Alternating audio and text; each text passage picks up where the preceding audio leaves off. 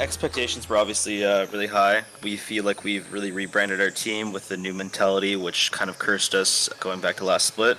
I expected our team to actually be good, but not that good of a team, you know? We're actually in first place, so it's kind of a shock to us. Now we came back with a new look, new faces, and we feel like we have some of the best players in each role, and we are ultimately gunning for the ultimate prize, which is first place. Gutsy's made his way into the side of RLS's jungle. Flashes really aggressive. We obviously know each other IRL, and he's always been a good teammate. He's been a better friend, and he's always supported everybody on our roster. Yeah, I think our relationship is actually, how do you say, like, frenemies, basically. Like, we want to beat each other in the game, but behind the scenes, we're actually, like, talking to each other, like, giving each other tips and such. We've definitely had issues kind of having to rotate players in and out. Right now, they're kind of down low in the dumps, basically, just because they're playing with a lot of different subs, mostly Life Orb, and then Bobrovsky playing ADC, which I think he should not be ever playing that role because of like what I've seen in his gameplay. We are one of the best teams in terms of consistency. I don't think any other team has paralleled the same amount of success that we've had. Stunned up by Frozen. The ult comes in too, gets him down. The ult comes in from Wuhan's just going to buy some space. He's looking for a kill right there. He's going to take out Warp. Team POG in general, they're a good team, but I think Bobrovsky needs to tone down the trash talk because his team is not as good as what he makes it out to be. They're really structured in terms of how they play. I feel like they have really good chemistry and synergy. Fat Actomorph, he's actually a great guy, but he should never play Tahm Kench. I played with his Tahm Kench before, and it's just very disappointing to watch. They'll definitely have to be ready for us when playoffs come around because we're not going to go down like we did in Game 1.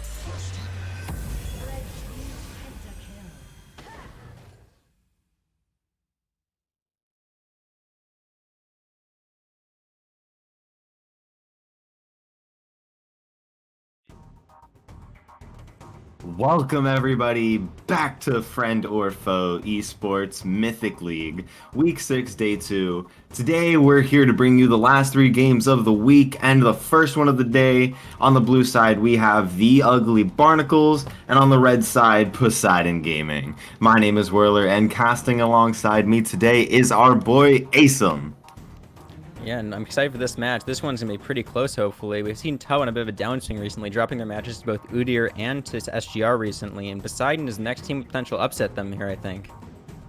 Definitely so, as we have Anivia Cassidy banned on Tubbs side, as well as Viego Tristana banned on Poseidon Gaming side. Thoughts, opinions on that? I haven't been too much in the meta recently, so I would love to know some information and backstory behind this. Viego's looked pretty strong lately, and I think it definitely warrants a ban if you think they're going to play it, and Ryer has shown proficiency on it. Tristana also being a very strong flex pick, as well as being potentially best in role in both those roles, actually, for mid and bot at very least, or at least close to it.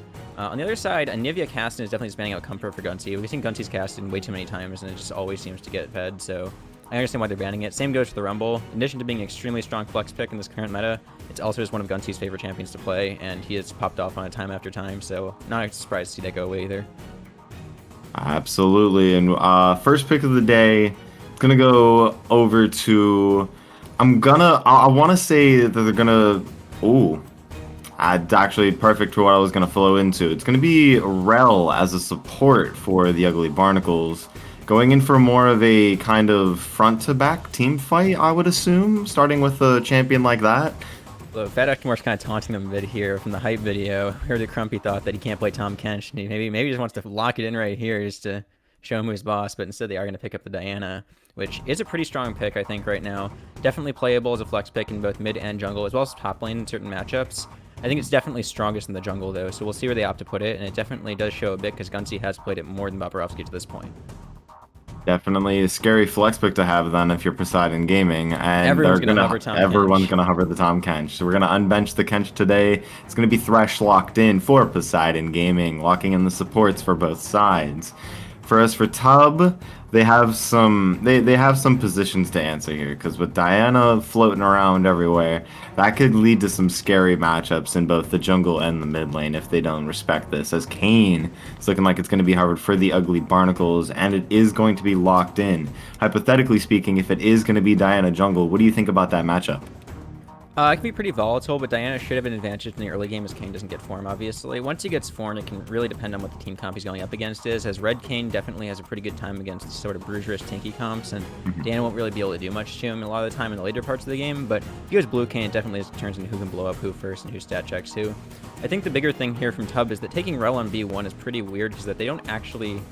It's not really a good enough power pick in this meta, to me, to warrant the big B1 pick. I think that it's probably just comfort for Lamar, and they want to take it away because the Fat Ectomorph definitely has played it as well. But again, I think POG's drafting a lot better here at this point. They've picked Diana up as the flex pick on R1, as well as Thresh to answer the support pick, so they haven't shown too much. Here is a little weird. They're picking up the Udyr, which answers jungle, but this also does show the Diana flex. But I think it's okay at this point, considering they've seen jungle on the other side. They've opted into the Udyr versus Kayn matchup, and Udyr is obviously a very strong jungler right now. I would even prefer the Udyr side of this, to be honest. On the other hand, I don't necessarily love Diana mid, so perhaps we'll see it go top lane, but I think it's probably going to go mid just because Gunsy plays it more. Right. So definitely a comfort pick, but in terms of matchups, you don't like to see where it's going. Yeah, I don't love the Diana mid. I think it's very, very situationally okay, and honestly, it's just much stronger in the jungle at the moment. On top of that, though, we're seeing Ornn come out blind top lane, which is just, to me, I don't even know what's going on. I mean, I know Watson likes to play it, and it's not awful, but blinding Ornn is just asking to get counterpicked in the top lane. You can get stuff like the Sylas top, you can get stuff like Camille even. There's just so many ways to abuse this Ornn pick, and I think that hopefully POG will see that opportunity and try to do it right here. And with that, maybe they can even deny it with the last ban they have on the table. They can only deny one, they cannot deny both. It's going to be Caitlyn and Set being banned for the Ugly Barnacles, and Kaisa Galio for Poseidon Gaming to wrap up the bans of the first game. As it's going to be a Poppy Hover for Poseidon Gaming's top lane, Critadict. Hover. Yeah, I don't think there. they're actually going to lock in this Poppy. It seems pretty bad with the team comps they've got going so far, but Agreed. if they do, I would be kind of wondering why. Aatrox also a little bit strange here. I think he definitely does have potential to win this lane versus Ornn, but this can be a lot harder to win for Aatrox than you might think, just because Ornn's damage actually isn't as low as you expect from most tanks, and he can trade back fairly effectively if he's able to dodge through those sweet spots and use his W to cancel the chains. So I don't know if this is a matchup you really want to be picking into, especially if you do have counterpick here. You can pick a much more abusable matchup, but I guess there's control in Aatrox, so it's not too crazy. And to Malzahar answer... we saw in the last one, though, and didn't look fantastic from Tub, so I'm surprised to see them going for it again after the last series they had against SGR, but maybe this time it'll work out a bit better. Maybe so, but it does look pretty good into Diana. It helps answer a little bit of the dive that she has. Yeah, definitely not a terrible pick in terms of the team comp here. I think it definitely answers a lot of the options coming out from the Aatrox and the Udyr as well, having to run into melee range and go for that all-in, just running at them engage, essentially. There are pretty limited engage tools for the team on POG's side outside of hitting a Thresh Hook on someone or Diana getting a huge ult.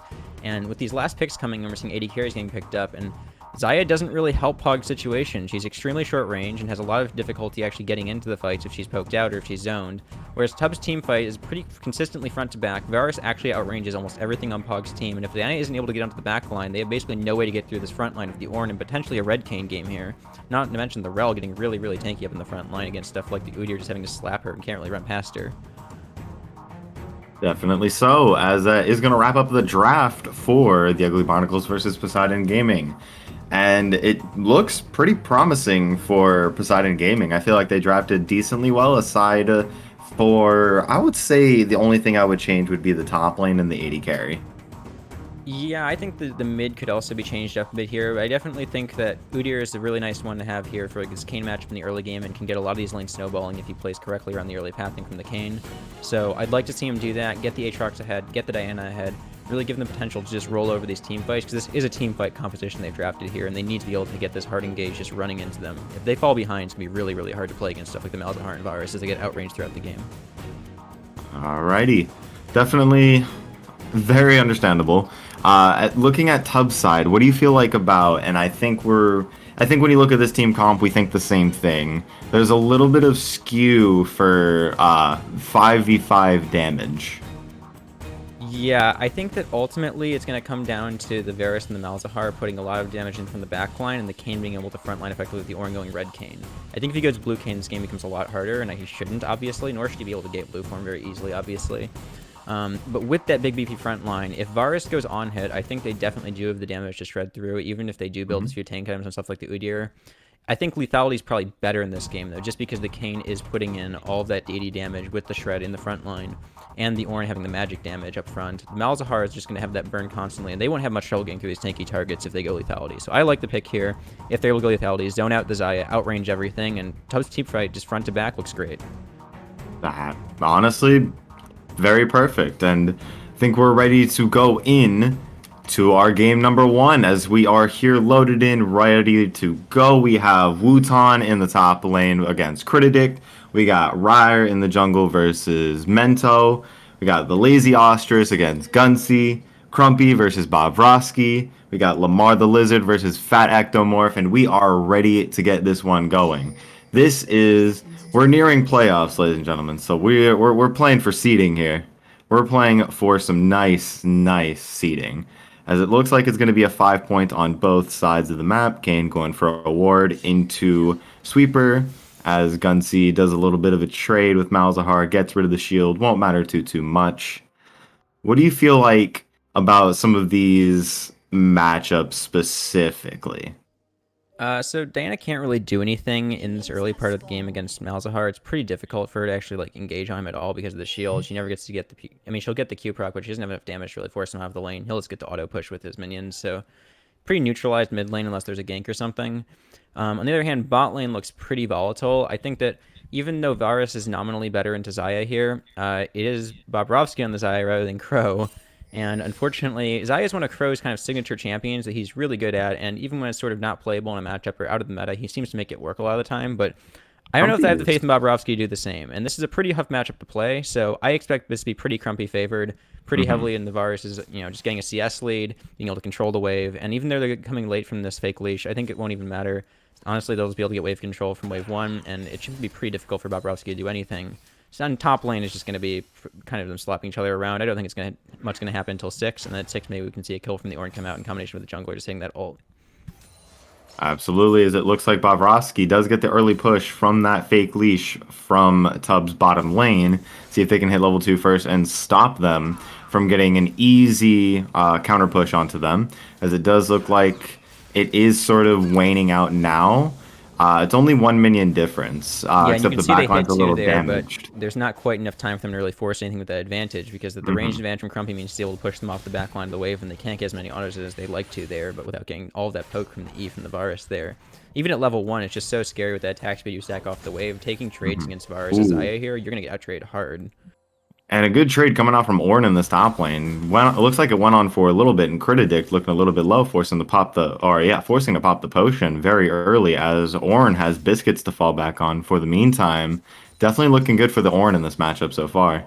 Yeah, that's why I was sort of questioning the Aatrox pick. You see the Ornn blind, and there's so many ways to abuse it, and they opt into a matchup that's not all that particularly favored for the Aatrox, to be honest. And we're seeing that in the early trades now, because the Ornn just puts out so much damage and that magic damage from all his abilities early on.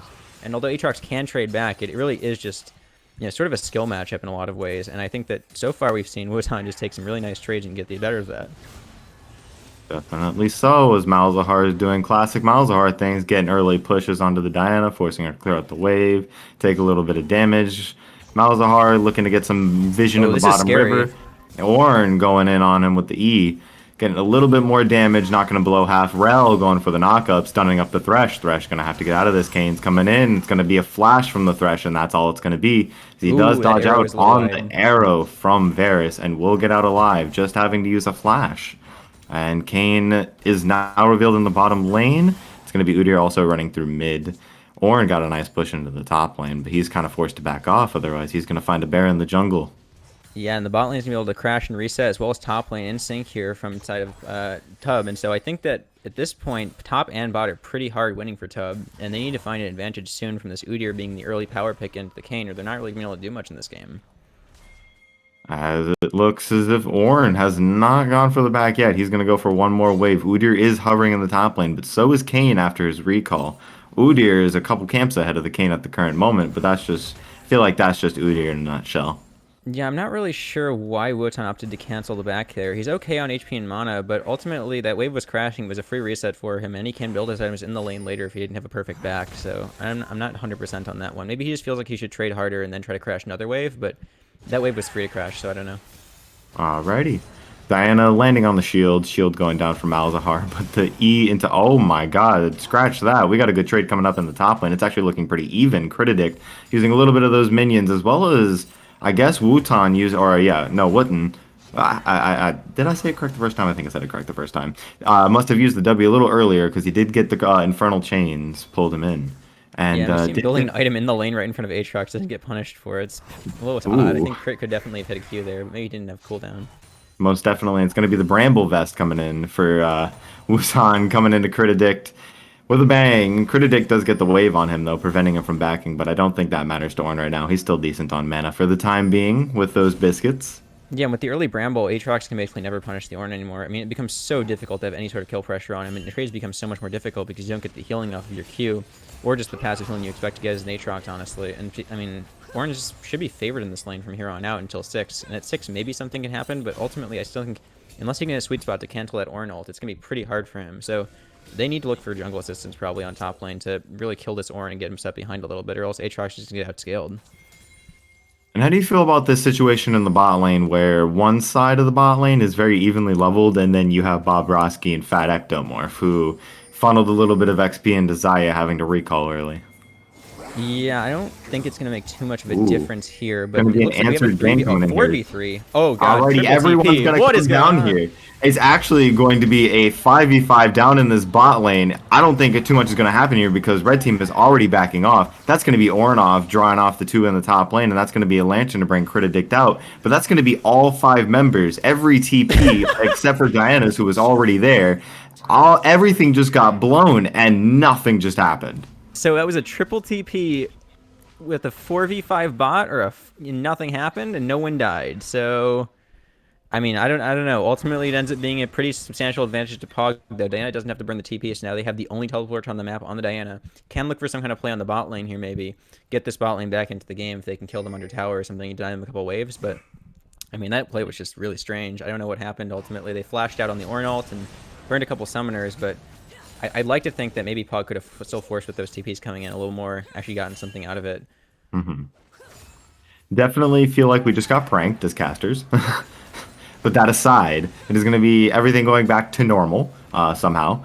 And Gunsey getting a push onto the Malzahar, not going to be too healthy enough to stay. Still kept the TP, which is good for him. Critidic getting another push into Wutan.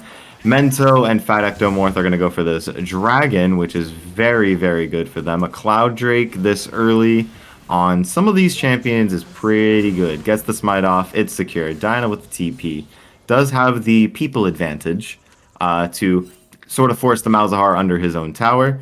Rel coming back up into the top lane, going over a pink ward, so hopefully she sees that and disengages in the mid lane off of that. Varus alone in the bot lane, not too much going on over here.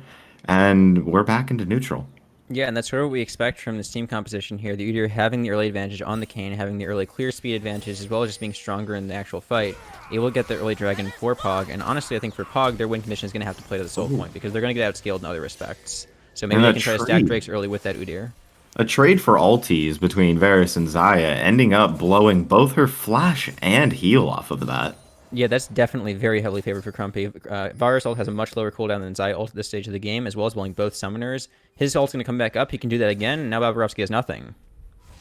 That is indeed true.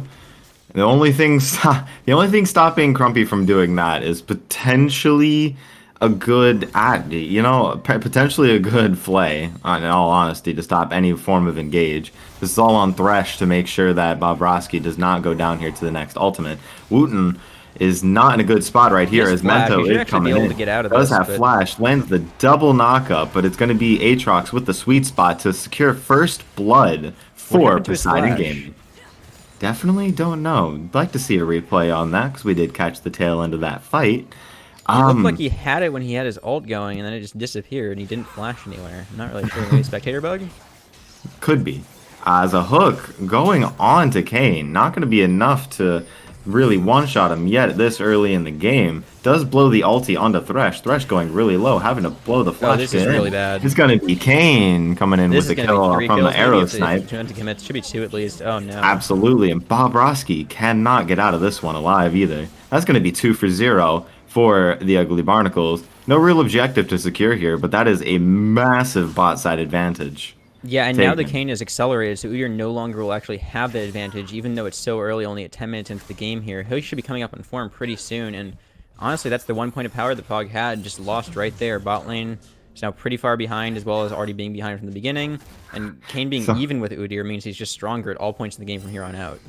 And against all odds, guess what his form that's ready? It's going to be Shadow Assassin, so you got to wait He for better that. not do it. If he does it, I don't know what to say. It would be a little bit tricky in this game to pull that off, as he does opt to not go for that, at least according to the minimap. Have not seen him quite yet. It's going to be Ornn pushing up a nice wave. He did go for the Shadow Assassin. This is some gonna be serious tricky to pull greed off. from Ryer. I don't know about this one. I think this is so clearly a Ross game that, I mean, Shadow Assassin basically has 2 targets in this game. They're Gunsy and Bobrovsky, and if you go on Gunsy, he can just ult you. It's pretty scary unless you can literally one-shot him 100-0 from being so fed. So this is, I mean, yeah, it's just pure. He just has to stay super far ahead now. I don't think he outscales even anymore. Udyr can actually just stun him up from the auto attack stun, and then he just gets blown up as Shadow Assassin.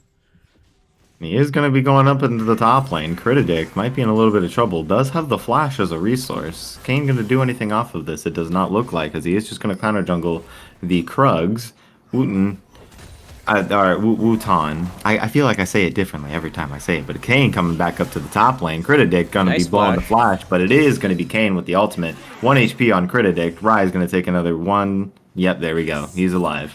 And that's going to be wonder a if- couple platings for the I top think lane. Crit might have been able to trade back onto Ryer there if he walked further under tower rather than trying to kite back. So he was dead regardless, and if you kept him under tower for 1 more shot, he definitely would have died to that. But unfortunately, he ends up kiting back, still takes the Q, and I mean, Ryer is getting fed at this point, so maybe he can make the Shadow Assassin work in this game, but I still think it's way higher variance than just going Rost and being able to carry the game from these huge team fights coming out from Tub.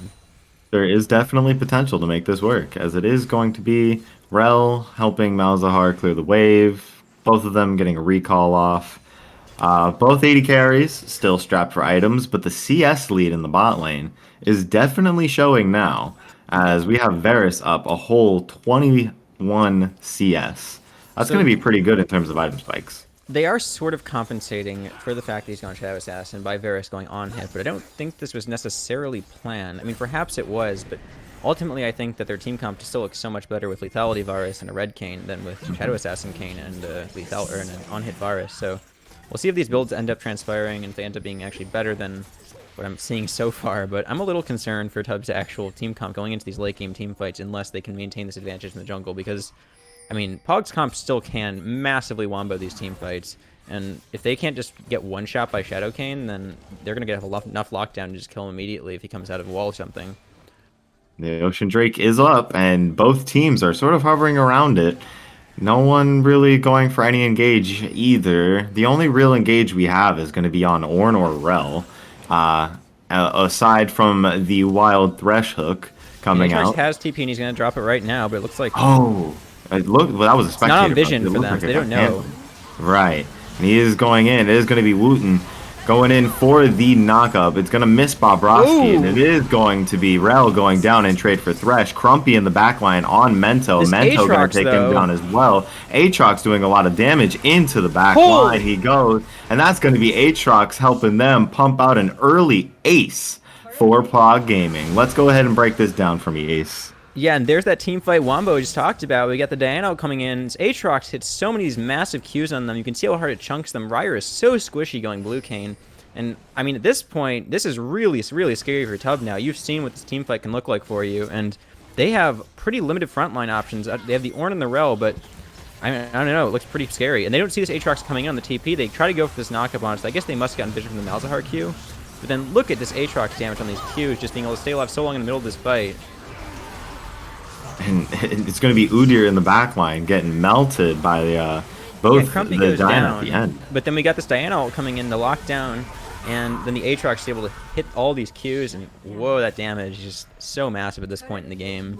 That's going to be poetry. Although the dragon did go to the ugly barnacles, so That it does isn't all for actually. naught. Yeah, it is pretty meaningful, actually. It stalls out the soul for POG, which means that Tub has time to scale. But the problem is their scaling is no longer a win Is no condition longer because of the good. builds they've opted into. So I think at this point, despite the fact that they got that dragon, it actually changes pretty much nothing. Obviously, it's nice for them. They won't get pressured onto soul so easily.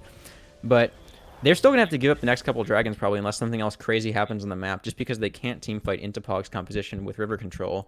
And once they get to soul point, I mean, they're going to have to decide what they want to do because if they get baited into more of these fights around objectives and POG's allowed to fight on their own terms in these 5v5s with TPs able to commit all 5 members to it, it's pretty scary. And I don't know if Tub can actually do much about it other than just concede the objectives. So they need to get vision set up right now, try to do what they can to make this map accessible to them and know where all POG's members are and pressure them while they don't have the TP from the Aatrox maybe to actually try to find picks on the side lanes where they don't have a straight 5v5 and they say get skirmishes with stuff like the blue cane to find picks.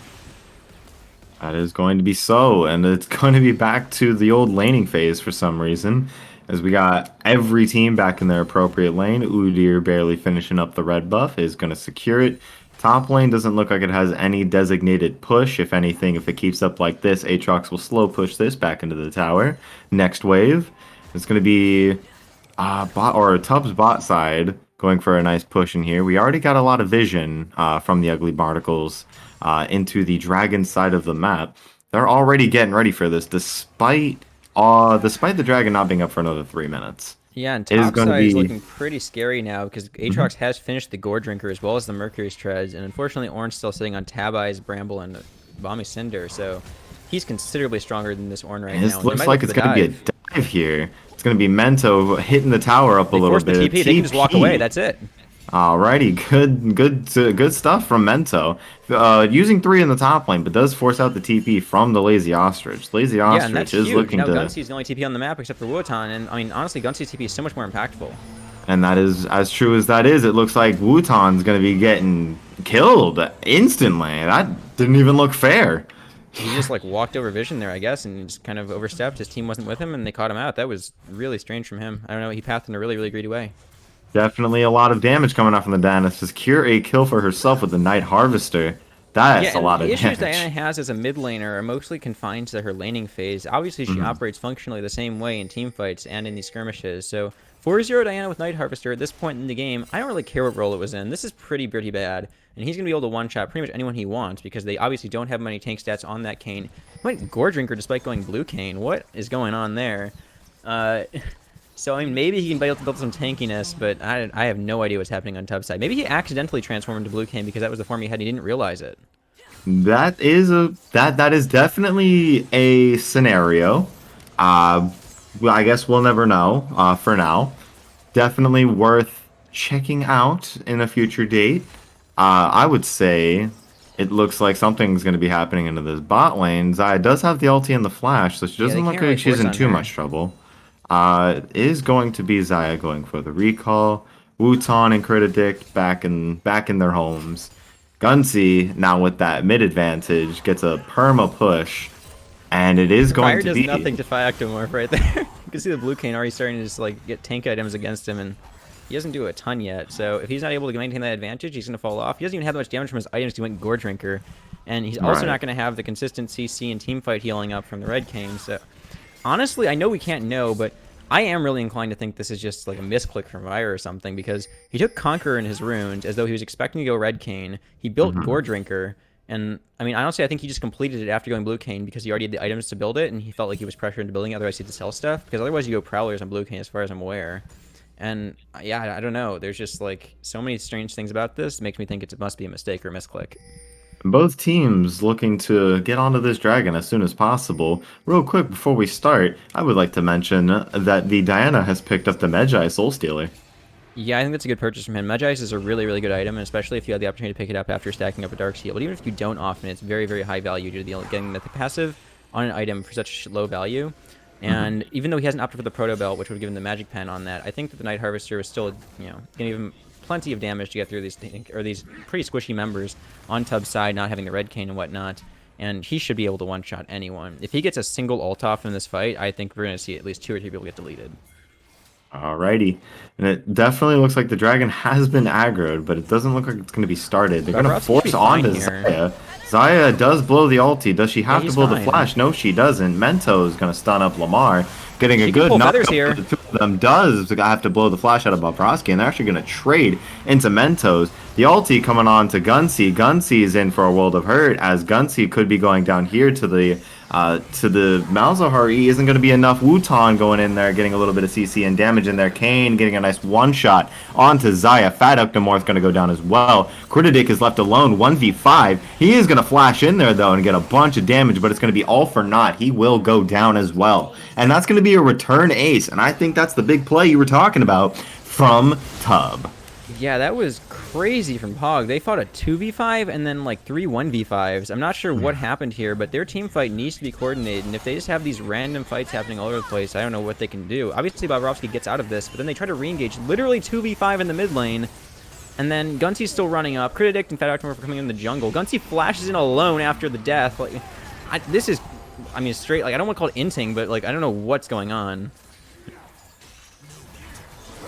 Definitely so, and here's the part where Kane comes in, one-shots both players over there. Gunsey actually popped the stopwatch, if you saw that over at the Wolf Camp. Yeah, he was going to die to the Malzahar burn there because of just the amount of damage he took running into that 1v5 and tanking up the Malzahar ult. Kane picking that up instead, and it is going to be Tub picking up a nice, clean ace, and it looks like they're going to open up the mid lane as well. I don't think they're going to be healthy enough to do the dragon. Actually, they are. Kane has already stepped in there himself. See if they can sneak this away. They have enough time, and they're going to get out of this one alive with 5 extra kills in their pocket.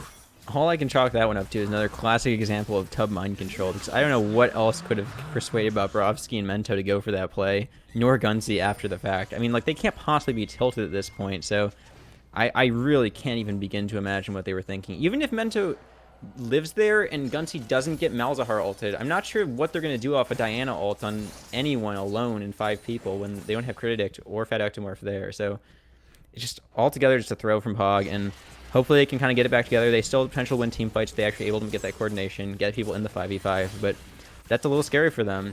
Blue Kane is able to continue accelerating, stay a little bit ahead of the game, and now he actually does do damage, so it is making it quite a bit more difficult for them. Definitely a little more difficult. I wouldn't say it's close to over just yet. They do have plenty of time to take advantage of Tub's lack of scaling. Varus sort of getting built up here. That was probably the only late game scare we're really looking at, is it? I mean, ultimately, Ornn's also going to be pretty scary, and Malzahar as well. So it really is, like, they scale decently. The thing is just that they don't scale as well as they could have otherwise, and so the scaling isn't strictly a win condition for them. That is to say, if they go late, they will be advantaged, but it isn't just game over for Team POG if they go to the late game. That is very true. As a TP coming to the top lane, we got Diana coming up here. It's going to be 5v1 with Lamar. He's going to go down instantaneously, and that's kind of a good pickup because that's a beefy front line that just went down over there. It was a good pickup from Poseidon Gaming to sort of get the tempo of this game back into their pockets. Not really going to do too much with it. They're just going to take it to mid lane. It's going to be Rye going for a little bit of poke to maybe start something. Yeah, it's a really nice pick from Poseidon, and they actually do it with 5 people all top lane from Tub. They still manage to pick off the 1 member, so committing 5 top doesn't actually cost them anything else on the map because no one else is there to push the side waves in. And they've already prepped the waves in a way that actually makes it pretty disadvantageous for Tub, actually, to be up all topside like that. So, nice play from Poseidon. I like to see the map play like that, and hopefully they can continue looking for picks like that until the next neutral objective comes up, and they can force a fight around that. Actually take the 5v5 this time instead of just running 1 by 1, and hopefully be able to get, you know, next soul or next dragon up here stacking towards soul, prevent Tub from stacking out to soul point on the next one. As both of the second items from both AD carries are looking to be almost finished. It's going to be Phantom Dancer coming out from both AD carries. Definitely a team fight heavy item. Gives you a lot of movement speed in those fights, and a lot of movement speed on those AD carries is definitely is more valuable than you would think. Yeah, and I think that Gunsey must have his reasons for this, and I'm sure, you know, he does have his reasons for this, but I'm pretty sure that in this game, going Night Harvester on Diana is pretty much losing the Shopkeeper. I mean, a lot of games, but this game in particular, they have such tanky team comp with this Rel and the Ornn. Even though Kane hasn't gone for Red Kane, I just don't think you're getting as much value out of Night Harvester as you would be getting out of Protobelt with the Magic Pen. And in addition to that, him going Magi's, Magic Pen on the passive for the Mythic passive is going to be so valuable. I mean, he's going to one-shot them regardless, so it's a little bit strange to see that come out. But, I mean, ultimately, I guess it's just, you know, personal preference at some level, and it hopefully won't impact the game too much because he'll be able to one-shot anyone he gets onto anyways, and if he doesn't get onto the back line, then he gets blown up himself. That's kind of the dichotomy here. Gunsy is going to be in a little bit of a trouble as the flash ulti from the Malzahar is going to be enough to take him down, and it's going to be Rye picking up a quick Diana kill to make it a 4v5 and maybe start something on the Baron side. They do have numbers advantage for about a 30-second time frame. They could alternatively use this time to set up vision in the Dragon side. It looks like they're going to be opt to just going back to neutral afterwards. It's going to be Fat Ectomorph doing some ward clearing in here. Yeah, I mean, they are able to get this top tower off of that, and we're seeing kind of the power of the Malzahar into the Diana pick here. Diana mid, again, not necessarily losing too much out in the laning phase here as Malzahar just neutralizes the lane. Once you get into these team fights, it's going to be a little bit harder for her to play with him actually getting those ults off on her, and if his ult's on cooldown, maybe she can make something happen, but when it's off, it's so difficult for him, and they need to somehow zone the Malzahar ult or force him to bounce or use it on someone else. So I'm not really sure what they can do about that. I think it's basically just something they're going to have to deal with in the team fights and hope that he ults Crit or someone else, or he's forced to at least. Because if that happens in the team fights, it becomes much more difficult for POG to play the game. They lose a lot of damage. Bobrovsky can provide that damage, but he's not scaled up quite yet. And Crit obviously actually is mostly an early game threat here. And later in the game, he's mostly going to be providing that CC and drain taking in the front line more than he's going to be one-shotting anyone. And there's definitely, as Rye is actually going to get caught out by 3.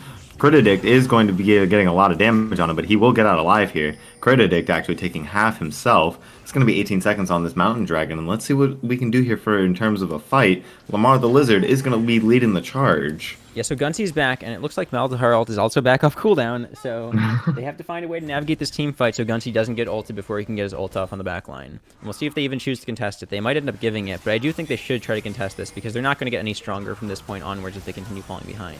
Aatrox did get a recall and TP off. It is going to be the Dragon going down for Kane as Mentos is running in there and running back out. Ornn getting a nice knock up onto 3. Rye having to get out of the fight. Lamar going down to a lot of damage. Lazy Ostrich and Wutan himself. It's going to be Crumpy alone with Malzahar, pumping out a lot of damage as Kane Crumpy comes just back. lived so long. Crumpy just did not die there, and he just took everyone's health bar with them. Imagine if some people stayed, though. That could have been an ace.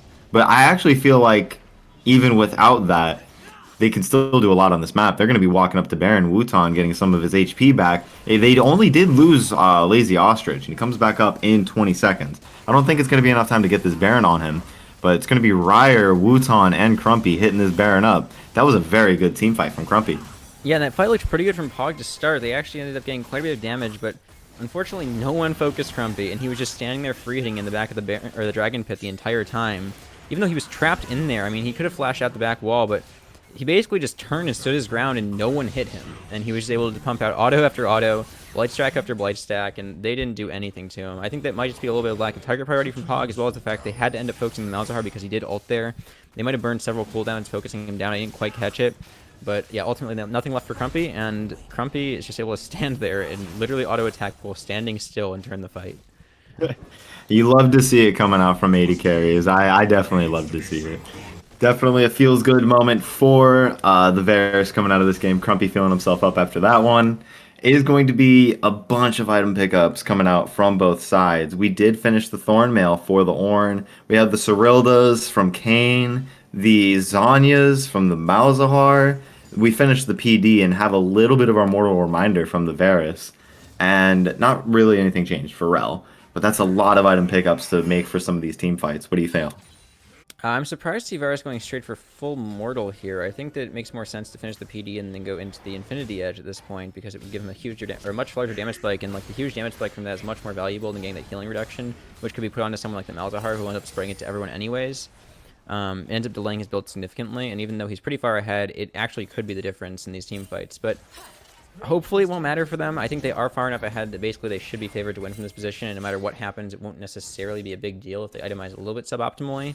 On the other hand, I think that, you know, the Gale Force, Phantom Dancer on Xayah, he really needs to finish the third item. I think once he gets to 3 items, he's going to be pretty strong and actually be able to put out enough damage to maybe take down the Ornn pretty quickly before he just, able to frontline for them and get Crumpy to get 100 autos off. But Until then, it's going to be pretty difficult for him, even with the last Whisper. So we'll see if they can live that long. I mean, they're getting Baron pushed into their base, and they're probably going to lose 2 inhibitors off it. We do have the second wave in the mid lane coming up, and Ryer and Lazy Ostrich are getting a good push in here. It's going to be the bottom tower going down.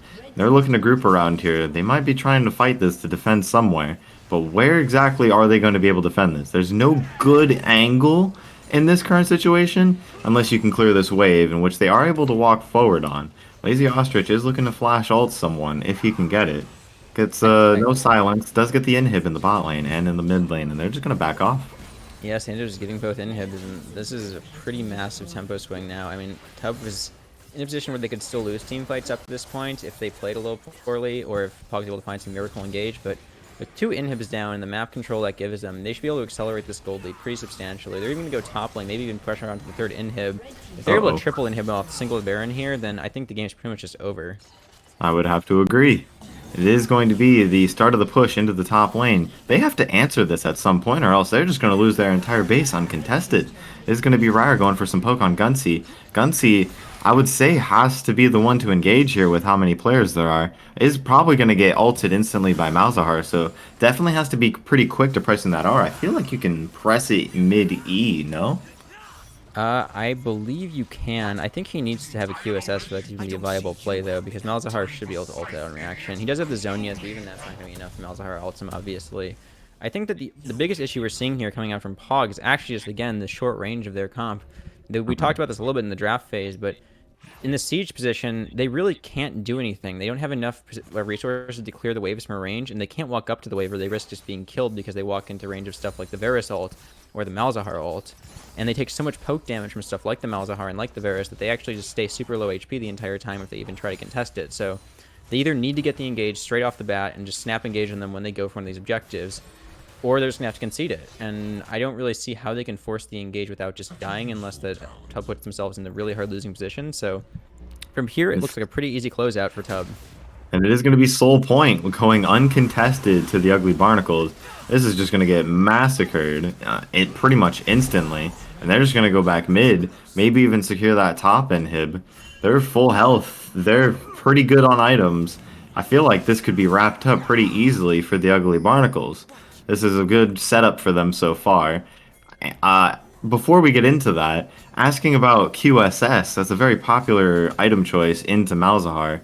Don't really see it all too often anymore. I feel like the item itself, especially if you're an 80 champion, isn't worth finishing. Yeah, I think it's pretty rough a lot of the times with current item builds to actually end up going QSS. It's a huge slowdown in your build, and oftentimes Malzahar's going to ult someone. If he sees you have QSS, he'll ult someone else. So it really only ends up being worth building if you're the only person that's a viable ult target, or if you're being ulted is so much more impactful to your team's teamfight abilities than anyone else. I think that, unfortunately, Gunsey's in that position where if he gets ulted, they lose the team fight. He needs to be able to get a huge ult in the backline and one-shot Ryer and Crumpy, or at very least Crumpy and the Lazy Ostrich even maybe, or else they just can't fight.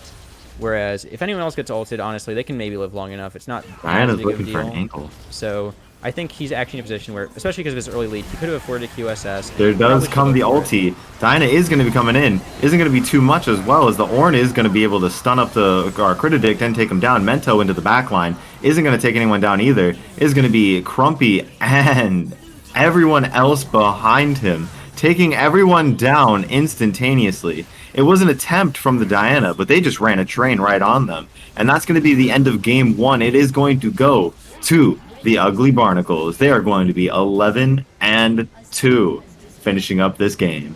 Yeah, mind controlled again. POG can't find the win there despite what looked like a pretty overwhelming early advantage from that first team fight, but unfortunately they just kept getting caught out, took some pretty bad fights, and honestly, yeah, they just played some, honestly, the level of play from POG declined pretty hard throughout this game. I feel like early on they looked pretty like they were making good plays, they were being pretty aggressive. A lot of the plays they made around the map looked really good to me, and I think that, as they fell further and further behind, they were less able to make those proactive plays, they were less able to do anything. It doesn't necessarily fall on them, it falls on the team comp. They honestly weren't able to do anything after that point, and it kind of shows. Definitely so, and Varus is going to be carrying these damage charts along with Malzahar. Kane following pretty close behind him. I don't think the Shadow Assassin proved to be as useless as we thought it was going to be. Definitely want to see if that's an accident or not. Definitely a question to be asking in this interview.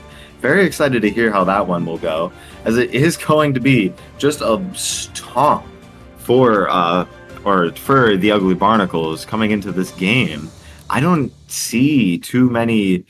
I don't see too many damage charts where pretty much almost everybody is at the top like this. That was a pretty well balanced damage chart, and that's a pretty well balanced game if you ask me. Yeah, I think the only thing that can make it better maybe is just, again, being able to get red Kane here. It looks like it's been a lot easier for them, but ultimately I guess the blue Kane ended up working, so can't complain too much. Ryer, again, having a really good performance. I think he's been, one of the more consistent players on this lineup along with Crumpy, and really able to accelerate that early game despite being against a pretty tough matchup in the early game with that Udyr being able to pressure him really hard if he wanted to. But, I mean, making Kane work here was really impressive, I think. And that is going to conclude game number 1 of the Mythic League Week 6, Day 2. Stay tuned for an interview with our winners, and we will see you very soon. Don't touch that browser. We'll see you soon.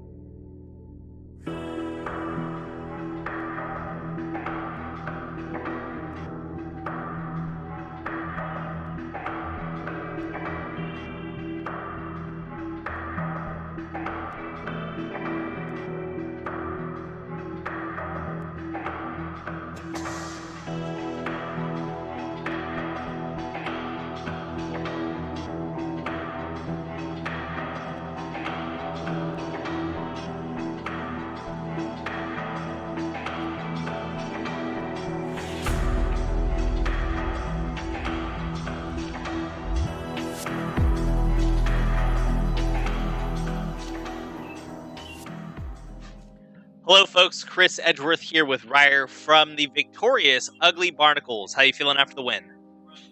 Feeling pretty good. Talk to me a little bit about the draft that you guys put together. You brought out the old school Orn Hub, as well as an interaction that I like. You guys had the Kane and Rel, which is pretty fun because it's like hard to miss her E when you're standing directly on top of them. Yeah. So talk to me about the draft that you guys pulled out and a little bit of what you thought about what the draft they pulled out.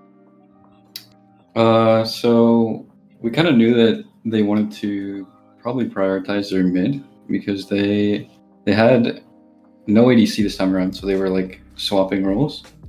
Mm-hmm. So we did the three mid bans to start it off, and then we just took a few of the prio picks that we like the Ornn, and Kane is like a comfort pick for me. And the Rel, we knew that they played, so we decided to pick it up too. And then their comp was like, we thought they would flex the Dyna, but they didn't. And then the next 2 picks were kind of like a little wacky. So, yeah. Yeah. No.